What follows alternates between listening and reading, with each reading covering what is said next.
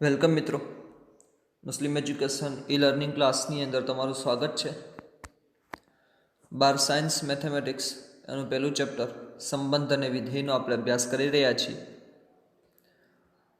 Last વિડીયોની અંદર મિત્રો આપણે દિક્ક્રિયાઓના ગુણધર્મો જેમ કે સમક્રમી અને જૂથનો નિયમ એના વિશે આપણે અભ્યાસ કર્યો છે. સાથે સાથે એના તટસ્થ ઘટક વિશે પણ અભ્યાસ કર્યો છે.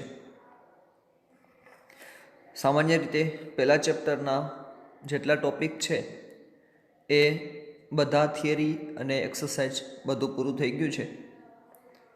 ફરીથી અમુક એક્સરસાઇઝ છે જે સ્વાધ્યાયની આપણે જોશું. તો અહીંયા આપણી પાસે રકમમાં છે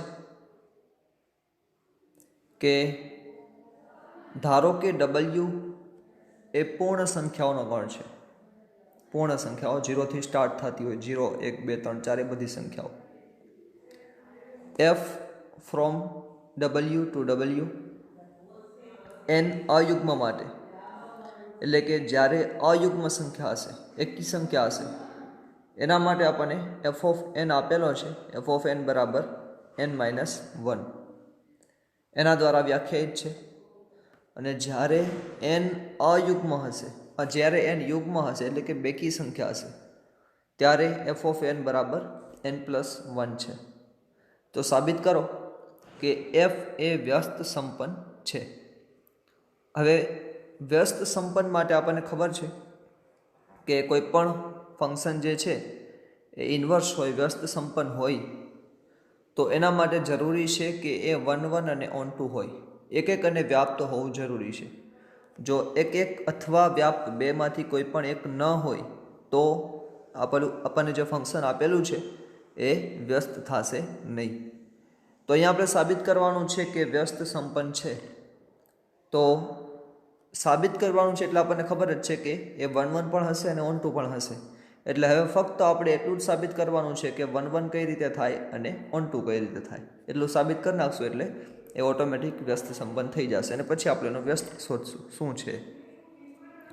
તો હવે મિત્રો આપણી પાસે સૌથી પ્રથમ જે આપણને બે ફંક્શન યુગ્મ અને અયુગ્મ માટે આપેલા છે, તો એને આપણે પહેલાં લખી નાખી. f from W to W પૂર્ણ સંખ્યામાંથી જ છે, પ્રદેશ અને સહપ્રદેશ બંને. f ઓફ n બરાબર n-1 ક્યારે? તો જ્યારે n અયુગ્મ હશે ત્યારે. અને f ઓફ n બરાબર n+1 જ્યારે n યુગ્મ હશે ત્યારે. આ બે વસ્તુ યાદ રાખવાની છે કે જ્યારે આપણે n ની કિંમત અયુગ્મ લેશું, એટલે કે 1, 3, 5, 7 આવી સંખ્યાઓ લેશું, ત્યારે એનો જવાબ છે એ આપણને મળે છે n-1. અને જ્યારે બેકી સંખ્યા લેશું, 2, 4, 6, 8 એવી સંખ્યાઓ, તો આપણને f ઓફ n બરાબર જવાબ મળે છે n+1. હવે અહીંયા આપણી પાસે જે યુગ્મ અને અયુગ્મ બે અલગ અલગ સંખ્યાઓ માટે વિધેય આપેલા છે. તો સૌથી પ્રથમ આપણે અયુગ્મ માટે લખ્યું છે, તો આપણે પહેલાં એના માટે ચકાસી કે એ એક એક છે કે નહીં. તો હવે એના માટે આપણને ખબર છે કે એક એક વિધેયની ચકાસણી માટે f ઓફ x એની જે કન્ડિશન છે, f ઓફ x બરાબર f ઓફ y હોય તો x બરાબર y થવું જોઈએ. જો એ ન થતું હોય તો એક એક ન થાય. તો એની કન્ડિશન મુજબ આપણે અહીંયા કોઈ પણ બે સંખ્યાઓ લઈ, દાખલા તરીકે x અને y ના બદલે અહીંયા આપણને n ના સ્વરૂપમાં આવ્યું છે, તો આપણે બે સંખ્યાઓ n અને m લઈ. તો n અને m એ બંને આપણે W માંથી લેશું, એટલે કે પૂર્ણ સંખ્યાઓના ગણમાંથી જ લેશું. તો n અને m અયુગ્મ સંખ્યા છે. તો હવે સૌથી પ્રથમ આપણે લઈ લઈએ કે f ઓફ n બરાબર f ઓફ m. આ જે એક એક માટેની કન્ડિશન છે એ છે. યાદ કરજો, અગાઉ આપણે જે એક એક વિધેય ભણ્યા હતા એની અંદર તમને કન્ડિશન લખાવી હતી. f ઓફ n બરાબર f ઓફ m હોય તો n બરાબર m થવું જોઈએ. તો હવે f ઓફ n બરાબર f ઓફ m આપણે અત્યારે લીધું પહેલાં. હવે એની અંદર તમે જોશો f ઓફ n ની કિંમત શું છે આપણી પાસે, અત્યારે અયુગ્મ માટે વાત કરી છે આપણે. તો f ઓફ n ની કિંમત છે n-1. તો f ઓફ n ની જગ્યાએ આપણે લખશું n-1 અને f ઓફ m ની કિંમત શું થશે? તો m-1 થશે. તો n-1 બરાબર m-1 થશે. બંને બાજુથી -1 કેન્સલ થઈ જશે, એટલે બાકી શું રહેશે? ખાલી એન બરાબર એમ. તો હવે જે આપણી કન્ડિશન હતી એફ ઓફ એન બરાબર એફ ઓફ એમ હોય તો એન બરાબર એમ થવું જોઈએ. તો અહીંયા એન બરાબર એમ થાય છે, એટલા માટે આપણે કહીશું કે અહીંયા એન અને એમ બંને ડબલ્યુમાંથી આપણે સંખ્યા લીધી તો એફ ઓફ એન બરાબર એફ ઓફ એમ લઈશી તો એન બરાબર એમ થાય છે. એટલા માટે અહીંયા અયુગ્મ સંખ્યા માટે આપેલું વિધેય છે એ એક વિધેય છે. સેમ એ રીતે હવે આપણે યુગ્મ સંખ્યા માટે ચકાસશું. તો યુગ્મ સંખ્યા માટે ફરીથી એ જ કામ કરશું. એફ ઓફ એન બરાબર એફ ઓફ એમ લેશું, જે અહીં આપણે લીધેલું છે એફ ઓફ એન બરાબર એફ ઓફ એમ. અને યુગ્મ સંખ્યા માટે આપણને વિધેય આપેલું છે એફ ઓફ એન બરાબર એન પ્લસ વન. તો અહીંયા આપણે એફ ઓફ એનની જગ્યાએ લખ્યું એન પ્લસ વન અને એફ ઓફ એમની જગ્યાએ આવશે એમ પ્લસ વન. ફરીથી બંનેમાંથી વન પ્લસ વન બંનેમાંથી કેન્સલ થઈ જશે એટલે બાકી રહેશે ખાલી એન બરાબર એમ. તો અહીંયા એન અને એમ બંને સરખા મળે છે, એટલે કે એન અને એમ બંને યુગ્મ અને અયુગ્મ માટે આપણને સરખું મળે છે. એફ ઓફ એન બરાબર એફ ઓફ એમ હોય તો એન બરાબર એમ મળે છે. સેમ એ જ રીતે N not equal to M લેશું તો F of M not equal to M પણ મળવાનું જ છે આપણને. એટલા માટે આપણે કહીશું કે અહીંયા આપણને જે વિધેય આપેલું છે એફ એ યુગ્મ અને અયુગ્મ બંને માટે એક વિધેય છે. આ એક માટે આપણે સાબિત કર્યું કે પેલા એક છે. હવે આપણે વ્યાપ્ત માટે સાબિત કરવાનું છે. તો વ્યાપ્ત માટે સાબિત કરવા માટે આપણને ખબર છે મિત્રો કે અહીંયા આપણને એફ ઓફ એન બરાબર એન માઇનસ વન અયુગ્મ સંખ્યા માટે આપેલું છે.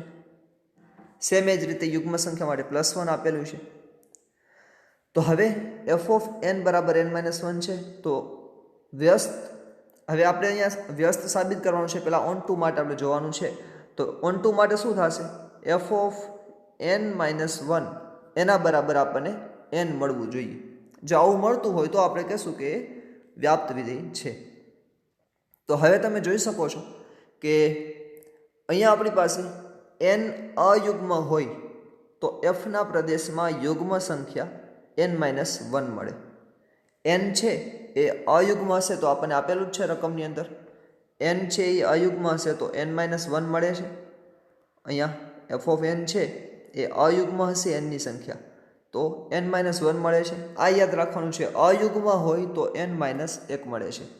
હવે તમે અહીંયા જોઈ શકો છો કે એન અયુગ્મ હોય તો એન માઇનસ એક મળે છે.